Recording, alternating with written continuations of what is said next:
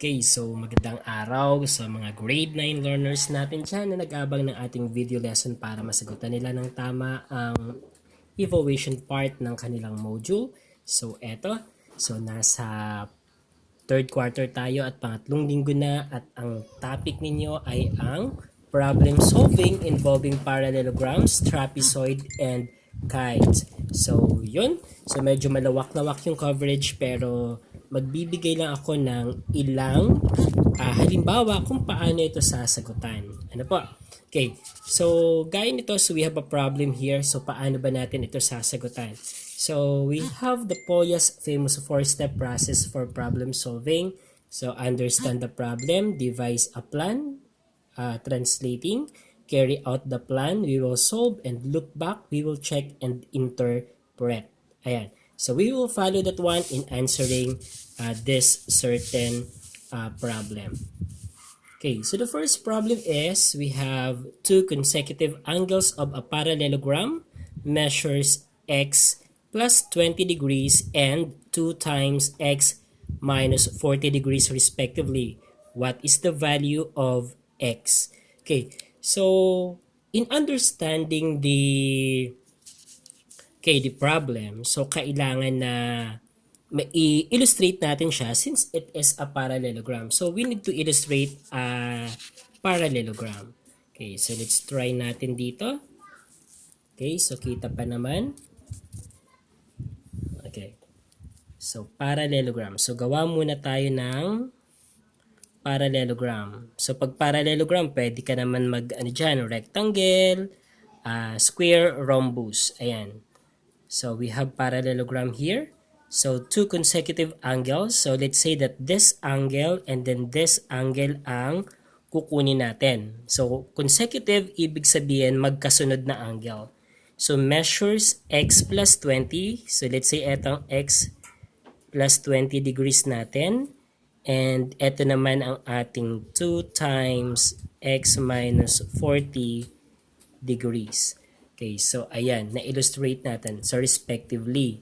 So kapag na-drawing natin yan, ibig sabihin, nauunawaan natin ang problema since na-illustrate natin siya. Okay, next ay devise a plan.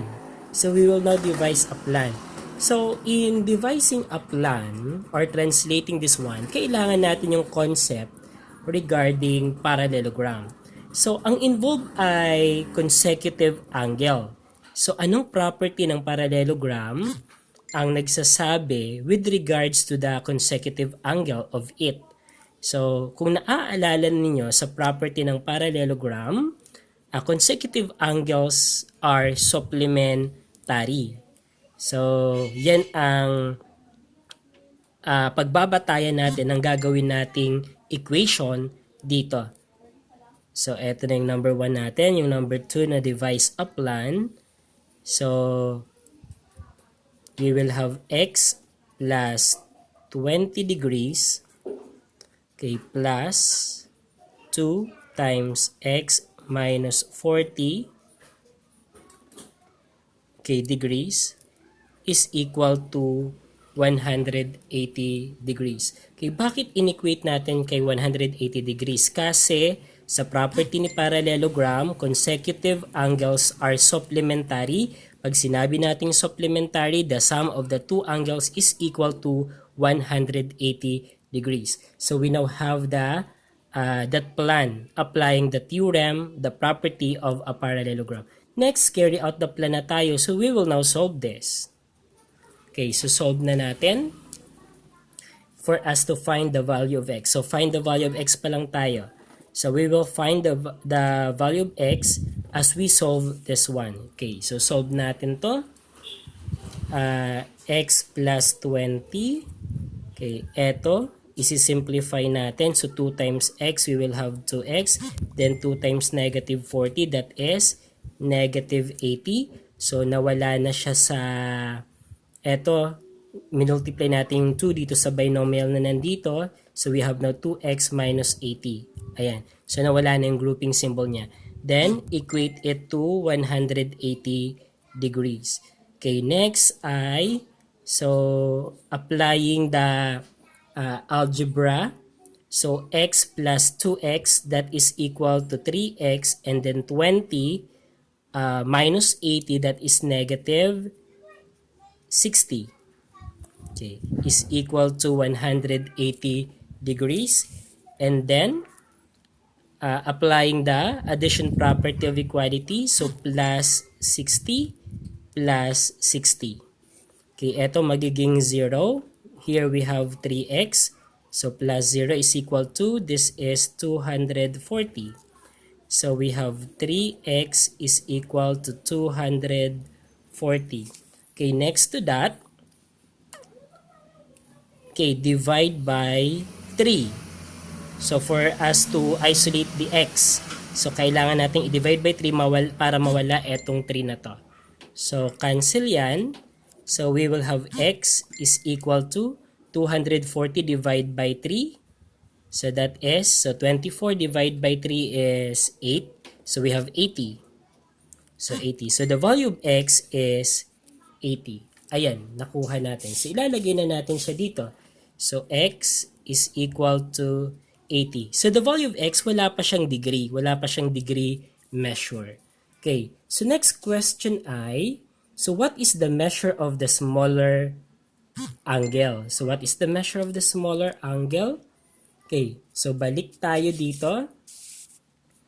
Okay, if our x is 80, so this one will become 80 plus 20. So 80 plus 20, that is equal to 100 degrees. Okay, then the other one naman ay, if x is 80, so 80 minus 40, that is 40 times 2, that is 80. So eto ay 80 naman. Okay, so from the two, 100 degrees and then 80 degrees, which is smaller? Smaller is 80 degrees. So therefore, in answering this one, what is the measure of the smaller angle? Our answer is 80 degrees. Ayan. So hope you can follow. And then, what is the measure of the larger angle? So comparing the two, 100 degrees and then 80 degrees. So the larger angle is 100 degrees. So the answer here is 100 degrees. So take note that this is our computation and then we are just placing the right answer here based on the question. So the first question, hinahanap pa lang si value ng x. The second question, the smaller angle. So we found two angles, 80 degrees and 100 degrees. So the smaller is 80 degrees and larger is 100 degrees. Okay, so we're done solving. So look back, check, and interpret. So in checking, okay, if the first angle is 100, the second angle is 80, 100 plus 80 is equal to 180. So 180 is equal to 180. It is a true statement. So therefore, we arrived with the correct answer in this problem. Okay, so next problem naman tayo. Okay, in our next problem is this one. So we need the concept about quadrilateral, about the angles of quadrilaterals. So DENR is a quadrilateral. What is the measure of angle R if angle D, angle E, angle N has a measure of 130 degrees, 85 degrees, and 50 degrees respectively? Okay. So, in understanding the problem, we know that it is a quadrilateral. Hindi sinabing parallelogram siya. So, sinabi lang na quadrilateral siya. So, gawa tayo ng quadrilateral. So, step 1 to understand that one. And then the name of that quadrilateral is DENR. Okay, DENR. What is the measure of angle R? So, ito ang hinahanap natin. If angle D, E, and N has a measure of 130, 85, and 50 degrees respectively. So pag may sinabing respectively, kung ano yung nauna dito sa angle na given, so D, yun din, it corresponds to the first angle given din. Angle measures given. So eto. So ibig sabihin yung D natin has a measure of 130 degrees. Ang E naman natin ay 85 degrees and then ang N natin ay 50 degrees. Okay, so that is the given na illustrate na natin at ito ang hinahanap natin. Okay, so next, devise a plan. Okay, so next step tayo, devise a plan. So we will now make an equation out of it. Okay, so take note that the sum of the measure of the angles of a quadrilateral is equal to 360. So that is the concept na dapat nating alam. So ibig sabihin, so angle D plus angle E plus angle N plus angle R is equal to 360 degrees. Ayan. So kung bakit 360 degrees? Kasi kung titignan natin, in that quadrilateral, pag hinati natin yan, magkakaroon tayo ng dalawang triangles. Ang isang triangle, meron yung 180 degrees. Pag inad natin to, that is 180 degrees. E dalawa yan. So 180 times 2, that is 360. That's why the sum of the measure of angles, interior angles of a quadrilateral is equal to 360. Okay, then let us now solve. So angle D has a measure of 130 degrees, angle E 85 degrees, angle N 50 degrees, and angle R we don't know. So as is yung angle R natin is equal to 360 degrees. And then get the sum of 130, 85, and 50. So what is the answer for that? So 130 plus 85 plus 50, that is 265. Okay, 265 degrees.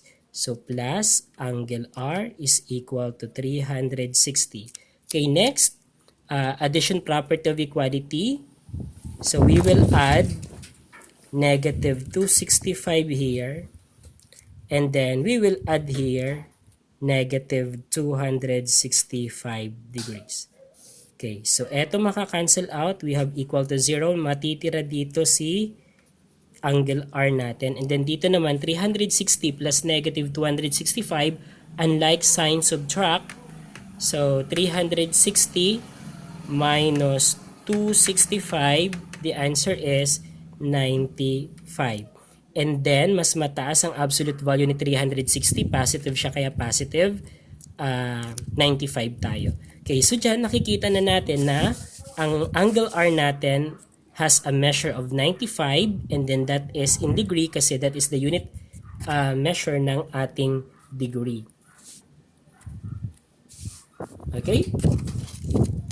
Okay, so kung titignan natin ay nasagot na natin ang tanong, na-solve na natin. So look back, check and interpret. So kung ilalagay natin dito 130, 85, 50, and then this is 95, pag inad natin yan dapat ay 360. So 265 tayo pag inad etong tatlo, then plus 95, the result is 360. So eto, 360 is equal to 360. It is a true statement. So therefore, we arrived with the correct answer. So kailangan lang dito ang konsepto regarding the sum of the measures of the four angles of a quadrilateral. That is equal to 360. Okay? So last problem tayo. So dito ang sagot ay 95 degrees. Okay, in our last problem, so we have in parallelogram REGA, angle R is equal to 3x and angle A is equal to 150 degrees. What is the value of x? What is the measure of angle R? Okay, so try natin na dito na. Una, understand the problem. Parallelogram. So gawa tayo ng parallelogram. Okay, and then ang pangalan ay REGA. And then angle R daw has a representation of 3x and angle A naman ay 150 degrees. So what is the value of x? So dito tayo, what is the value of x? So, ito ang involved. Anong klaseng angle ang involved sa given? So, that is consecutive angle. So, consecutive angle, so kailangan na ang concept natin sa consecutive angle ay alam natin. So, consecutive angle in a parallelogram are supplementary. So, since it is supplementary, pag inad ito, dapat ay equal kay 180 degrees. So, lagay na natin dito, create na tayo ng equation. So, 3x plus 150 is equal to 180 degrees since it is supplementary. And then, solve na natin. So, by solving, so we have, so plus negative 150. So, plus negative 150 tayo. And then, 150 plus negative 150, that is equal to 0. Matitira dito ay 3x. And then dito naman, 180 plus negative 150. Unlike sign subtract, 180 minus 150, that is 30. Okay, next, divide by 3, divide by 3. Division property of equality, but in listening division property of equality, actually that is now multiplication property of equality. Pero we will still come up with this. Okay. And then here, x is equal to 30 divided by 3, that is 10. So the value of x is 10. Okay. So next ay, so check natin, nakuha na natin. So check natin if x is 10, 10 times 3, 30 plus 150, that is 180. So the statement ay correct. So tama ang nakuha nating value ng x. So next, what is the measure of angle R? So ang angle R natin ay, so angle R is equal to 3x. So if x is equal to 10, so we have 3 times 10. So angle R, 3 times 10, that is 30. And then since it is angle, we are referring to an angle, there must be a degree as the unit measure of that. So angle R has a measure of 30 degrees, in which 180 minus 150, the answer is 30. So 3x is equal to 30. Okay, so ayan, nasagot na natin ang ilan sa problem. So sana ay masagot nyo na ang questions dyan sa inyong module. At kung may mga katanungan kayo, you can message me, at sana sa bising araw ko ay matugunan ko ang mga tanong ninyo.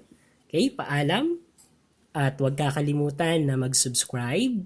I-click ang bell button para ma-update kayo sa mga ginagawa kong video lesson na inyong mapapakinabangan, at nang tayo ay gumaling sa math at mapakinabangan natin ito. Mabuhay!